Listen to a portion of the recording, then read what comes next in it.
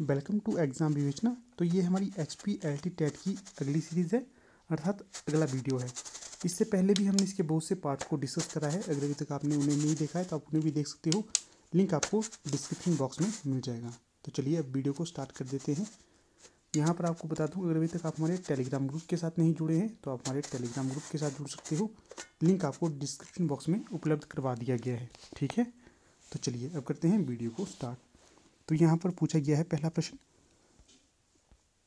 हिंदी साहित्य के आरंभिक काल को आचार्य रामचंद्र शुक्ल ने क्या नाम दिया है। तो बताना है जो आचार्य रामचंद्र शुक्ल थे उन्होंने हिंदी साहित्य के आरंभिक काल को क्या नाम दिया था, अर्थात आदिकाल को क्या नाम दिया था। विकल्प में है आदिकाल, चारण काल, वीर गाथा काल या सिद्ध सामंत काल।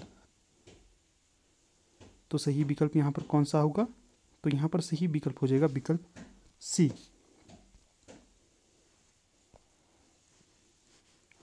तो जो वीर गाथा काल नाम है ये आचार्य रामचंद्र शुक्ल ने आरंभिक काल को दिया था। सी यहाँ पर सही विकल्प हो जाएगा। अगला प्रश्न है, वीर गाथा काल का वर्णन वीर गाथा काल का कवि नहीं है। तो बताना है नीचे कुछ कवि दिए गए हैं, उनमें से एक ऐसा कवि है जिसका संबंध वीर गाथा काल से नहीं रहा है, अर्थात आदिकाल से नहीं रहा है। तो विकल्प में है चंद्रबरदाई, नामदेव, जगनिक और मधुकर। तो यहाँ पर जो सही विकल्प हो जाएगा तो वो हो जाएगा विकल्प भी नामदेव। ये वीर गाथा काल के कवि नहीं हैं। बाकी जो चंद्रबरदाई, जगनिक और मधुकर ये सभी वीर गाथा काल अर्थात आदिकाल के कवि माने जाते हैं। और जो नामदेव है ये आपके भक्ति काल के कवि हो जाएंगे। अगला प्रश्न यहाँ पर 3 है। अगले प्रश्न में जाने से पहले आपको बता देता हूँ, हमारी टीम के द्वारा पेड व्हाट्सएप ग्रुप लॉन्च कर दिया गया है। वहाँ पर आपको डेली प्रत्येक व्याख्यान का PDF दे दिया जाता है उत्तर सहित। इसके पश्चात वहाँ पर आपको डेली HPG के, daily current affair, daily India GK और वर्ल्ड GK की चीज़ें उपलब्ध करवा दी जाती है, PDF उपलब्ध करवा दी जाती है। अगर आप लोग उससे जुड़ना चाहते हो तो आप 8219312129 पे संपर्क करिए। आपके प्रत्येक सवाल का उत्तर वहाँ पर दे दिया जाएगा, ठीक है। चलिए अब अगला प्रश्न देख लेते हैं। प्रश्न संख्या 3, वीर गाथा काल के सर्वश्रेष्ठ कवि माने जाते हैं। तो बताना है वीर गाथा काल के सर्वश्रेष्ठ कवि किन्हें माना जाता है। विकल्प में है चंद्रबरदाई, जगनिक, विद्यापति या दलपति विजय। तो सही विकल्प यहाँ पर हो जाएगा विकल्प ए, चंद्रबरदाई। जो आचार्य रामचंद्र शुक्ल थे उन्होंने चंद्रबरदाई को वीर गाथा काल का सर्वश्रेष्ठ कवि माना है, ठीक है। तीसरे का सही विकल्प यहाँ पर ए हो जाएगा। बाकी जगनिक, दलपति विजय और विद्यापति ये सभी आदिकाल के अंतर्गत ही आते हैं। चलिए अब अगला प्रश्न देख लेते हैं। अगला प्रश्न यहाँ पर पूछा गया है 4, पृथ्वीराज रासो के रचयिता कौन है या रचनाकार कौन है। यहाँ पर जितने भी प्रश्न आपके साथ डिस्कस करूँगा सभी प्रीवियस ईयर में पूछे गए हैं, इसलिए आपकी आगामी परीक्षा के लिए ये महत्वपूर्ण हो जाते हैं। इसलिए वीडियो को शुरू से लेकर अंत तक ध्यानपूर्वक देखिएगा। पृथ्वीराज रासो के रचयिता के बारे में पूछा गया है जयदेव, चंद्रबरदाई, जगनिक या विद्यापति। तो यहाँ पर चौथे का सही विकल्प भी हो जाएगा। चंद्रबरदाई जो थे ये पृथ्वीराज रासो के रचनाकार माने जाते हैं। इसी के पश्चात आपको कुछ तथ्य बता देता हूँ। जो चंद्रबरदाई थे ये पृथ्वीराज रासो के मित्र माने जाते हैं। इसके पश्चात कई बार ये भी पूछा जाता है कि जो चंद्रबरदाई है इनका जन्म स्थान कहाँ पर है।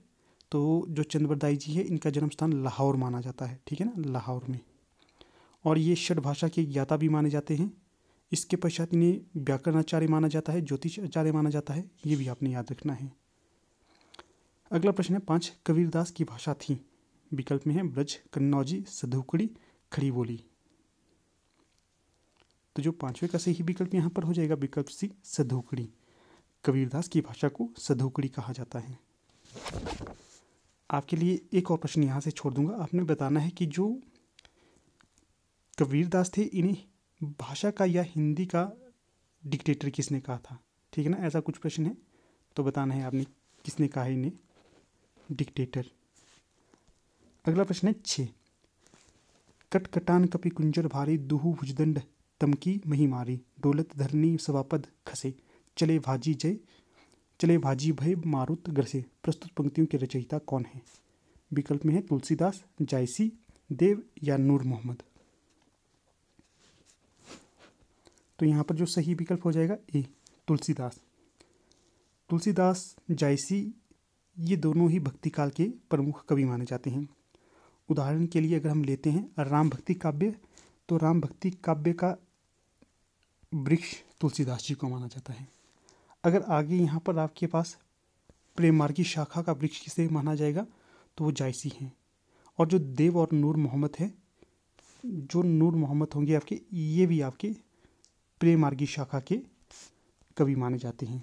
और जो देव हैं ये आपके रीतिकाल के कवि माने जाते हैं। ठीक है, इसका भी ध्यान रखना है आपने। तो छठे का सही विकल्प यहाँ पर ए हो जाएगा, तुलसीदास। अगला प्रश्न है 7वां। नैन जो देखा कमल सा निर्मल नीर शरीर, हंसत जो देखा हंसवा दसन ज्योति नगहीर। तो प्रस्तुत पंक्तियों के रचनाकार कौन होंगे? विकल्प में है तुलसीदास, जयशंकर प्रसाद, कबीरदास या जायसी। 7वें का सही विकल्प क्या होगा? तो यहाँ पर 7वें का सही विकल्प हो जाएगा सी, जायसी। हाँ दोस्तों, आपको बता दूं, अगर आप लोगों को हमारी पहल अच्छी लगती है, हमारी वीडियो अच्छी लगती है, तो इसे ज़्यादा से ज़्यादा लाइक, शेयर और चैनल को सब्सक्राइब अवश्य कीजिएगा। देख रहा हूँ आप लोग उतना इंटरेस्ट नहीं दिखाते हैं। अगर आप लोगों को सच में अच्छी नहीं लगती वीडियो, तो मैं इस सीरीज़ को स्टॉप भी कर सकता हूँ। ठीक है ना, ये सभी आपके रिस्पॉन्स पर निर्भर रहता है। चलिए अब अगला प्रश्न देख लेते हैं। 8वां प्रश्न पूछा गया है, शिवा बावनी के रचनाकार हैं। तो बताना है कि जो शिवा बावनी के रचनाकार कौन होंगे। विकल्प में है पद्माकर, भूषण, केशवदास या जगनीक। तो 8वें का सही विकल्प बताइए क्या आएगा यहाँ पर। तो 8वें का सही विकल्प हो जाएगा विकल्प बी, भूषण। शिवा बावनी के रचनाकार भूषण होंगे। अगला प्रश्न है 9। नर की और नल नीर की गति एक एक करी जोए, जे तो नीचो है चले ते तो ऊंचे होए। प्रस्तुत पंक्तियों के रचयिता कौन होंगे? विकल्प में है तुलसीदास, महावीर प्रसाद द्विवेदी, बिहारी लाल या केशवदास। तो बताइए 9वें का सही विकल्प क्या होगा। तो 9वें का सही विकल्प होगा बिहारी लाल या बिहारी दास की ये पंक्ति या कथन हो जाएगा ये वाला। ठीक है, इसके पश्चात कई बार आपसे ये ग्रामर का प्रश्न पूछा जाता है कि रचयिता कैसे लिखा जाता है। हम लोग गलती में, आप नहीं सभी, इस प्रकार से रचयिता लिख लेते हैं। तो ये जो रचयिता का ये वाला रूप है पूर्णतः गलत है। इस प्रकार से रचयिता नहीं लिखा जाता है। रचयिता इस प्रकार से लिखा है, ये बिल्कुल सही रूप होगा इसका भी आपने ध्यान रखना है। ठीक है, चलिए अब अगला प्रश्न देख लेते हैं। सखी वे मुझसे कहकर जाते, प्रस्तुत पंक्ति के रचनाकार कौन होंगे? विकल्प में है अज्ञे, मैथिली शरण गुप्त, हरिऔध, जयशंकर प्रसाद। तो चलिए सही विकल्प का चयन करें। यहाँ पर सही विकल्प क्या होगा? तो 9वें का सही विकल्प हो जाता है विकल्प बी, मैथिली शरण गुप्त ने ये पंक्तियाँ कही थी, सखी वे मुझसे कहकर जाते। ठीक है, 10वें का सही विकल्प यहाँ पर बी हो जाएगा।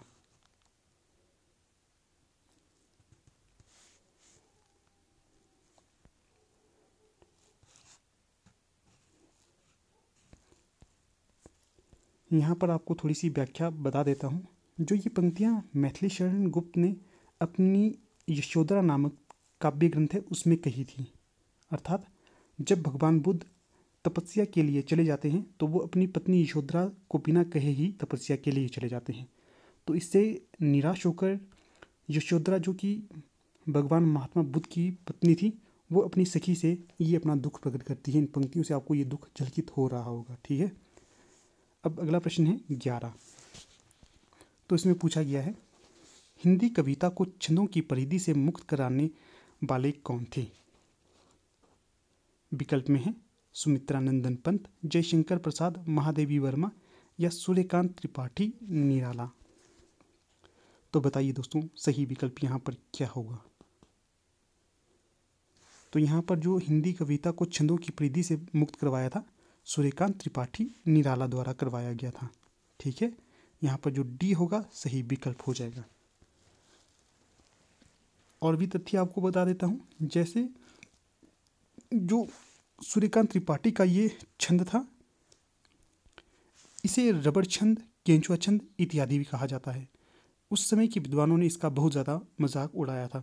जब ये अपने जो निराला जी थे, इन्होंने जूही की कली नामक कविता लिखी थी, इनकी जो प्रथम कविता मानी जाती है, इसे इन्होंने इसी छंद में लिखा था। मुक्त छंद था ये एक प्रकार से। ठीक है ना, बांधी हुई परिपाटी को इन्होंने त्याग कर अपना अलग मार्ग निकाला था। बहुत ही प्रसिद्ध और बहुत ही महत्वपूर्ण कवि हैं और इन्होंने अपने समय में बहुत ज़्यादा कठिनाई का सामना किया है और इसी कठिनाई को मद्देनज़र रखकर इन्होंने राम की शक्ति पूजा और सरोज स्मृति, बह तोड़ती पत्थर इत्यादि कविताओं की रचना भी की है। प्रश्न पूछता हूँ आपसे कि आप में से वो कौन कौन है जिसने बह तोड़ती पत्थर या राम की शक्ति पूजा और सरोज स्मृति को पढ़ा है। जिसने पढ़ा होगा तो वो यस करके बताएगा, ठीक है। देखता हूँ मैं। चलिए अब अगला प्रश्न देख लेते हैं। यहाँ पर अगला प्रश्न पूछा गया है, तितली किसकी रचना है। जो तितली है, पहले तो ये बता देता हूँ आपको, ये है उपन्यास। और किसका उपन्यास है। विकल्प में है जयशंकर प्रसाद, रामचंद्र शुक्ल, श्याम सुंदर दास या आचार्य महावीर प्रसाद द्विवेदी। तो सही विकल्प का यहाँ पर चयन करें, क्या आएगा। तो जो तितली होगी ये जयशंकर प्रसाद जी का उपन्यास होगा। तो 12वें का सही विकल्प यहाँ पर ए हो जाएगा, ठीक है। इसके पश्चात यहाँ से आपको एक प्रश्न दे देता हूँ कि जो महावीर प्रसाद द्विवेदी हैं, इन्होंने सन 1903 से लेकर 1920 या 18 के आसपास तक सरस्वती पत्रिका का संपादन किया था, ठीक है। इनसे पहले एक आचार्य रहे हैं, बहुत ही प्रसिद्ध कवि, आचार्य, कवि तो नहीं आलोचक कह सकते हैं, इन्होंने भी सरस्वती पत्रिका का संपादन किया था। इनसे पहले किसने सरस्वती पत्रिका का संपादन किया था, तो उनका नाम आपने बताना है, ठीक है। चलिए अब अगला प्रश्न देख लेते हैं। 13, अतीत के चलचित्र के रचयिता कौन हैं। विकल्प में है जयशंकर प्रसाद, सूर्यकांत त्रिपाठी निराला, महादेवी वर्मा, सुमित्रा नंदन पंत। तो 13 का सही विकल्प यहाँ पर हो जाएगा महादेवी वर्मा की ये रचना हो जाएगी, अतीत के चलचित्र। इसके पश्चात आपको एक और प्रश्न दे देता हूँ। आप लोग सोच रहे होंगे कितना प्रश्न देता है ये, तो ऐसा कुछ नहीं है, आपके लाभ के लिए ये प्रश्न दे देता हूँ मैं। तो आपने बताना है कि जो अज्ञे जी हैं इनका पूरा नाम क्या होगा, ठीक है। इंटरव्यू में कभी आप जाएंगे तो वहाँ से आपसे ये प्रश्न पूछा जाता है, अज्ञे का पूरा नाम क्या होगा। वैसे तो अब आपकी पोस्ट में इंटरव्यू नहीं होता है, हायर एजुकेशन की तरफ जाएंगे, अगर आप प्रोफेसर बनना चाहते हैं तो वहाँ पर आपसे इस तरह के प्रश्न पूछे जाते हैं। हम कई बार ऐसे प्रश्नों से रूबरू हुए हैं, तो इसीलिए आपसे ये प्रश्न पूछता हूँ, ठीक है। चलिए अब आगे चलते हैं। अगला प्रश्न है यहाँ पर 14, पूछा गया है पल्लव के रचयिता हैं। तो बताइए पल्लव के रचनाकार कौन होंगे। विकल्प में है सुमित्रा नंदन पंत, निराला, जयशंकर प्रसाद, महादेवी वर्मा। तो सही विकल्प यहाँ पर हो जाएगा विकल्प ए, सुमित्रा नंदन पंत की रचना हो जाएगी पल्लव। यहाँ पर आपको बता देता हूँ, जो पल्लव है इसके अंदर एक प्रसिद्ध कविता है परिवर्तन, बहुत ही प्रसिद्ध और प्रचलित कविता है, जिसमें इन्होंने परिवर्तन के बारे में बताया है, किस प्रकार परिवर्तन आपकी ज़िंदगी में आवश्यक है। परिवर्तन एक नियम भी है प्रकृति का, ठीक है ना। इसके बारे में इन्होंने बताया है किस प्रकार परिवर्तन होता है संसार में। अगला प्रश्न यहाँ पर दिया गया है 15, चिंतामणि के रचयिता कौन हैं। विकल्प में है जयशंकर प्रसाद, महावीर प्रसाद द्विवेदी, रामचंद्र शुक्ल या हरिऔध। तो यहाँ पर सही विकल्प हो जाएगा विकल्प सी, जो चिंतामणि है इसके रचनाकार रामचंद्र शुक्ल होंगे। ये जो चिंतामणि है एक प्रकार का निबंधों का संकलन है या आलोचना का संकलन, दोनों चीज़ इसमें दी है, निबंध भी और आलोचना भी। और अब तक चिंतामणि के 4 भाग प्रकाशित हो चुके हैं, ठीक है। इसके पश्चात जो आचार्य रामचंद्र शुक्ल है उनके इतिहास ग्रंथ का नाम है हिंदी साहित्य का इतिहास, जो कि एक सर्वमानित इतिहास ग्रंथ है। बहुत से विद्वानों ने इसका पूर्ण तौर पर समर्थन करा है, कहीं कहीं पर इसकी आलोचना भी की गई है। अधिकतर अगर नाम हम माने तो नामकरण के तौर पर शुक्ल जी के इतिहास का लोग खंडन करते हैं विद्वान, कई कई नामकरण पे, ठीक है। तो यहाँ से आपने बताना है कि जो हिंदी साहित्य का इतिहास है इसका प्रकाशन वर्ष क्या है, ये प्रश्न आपके लिए छोड़ देता हूँ।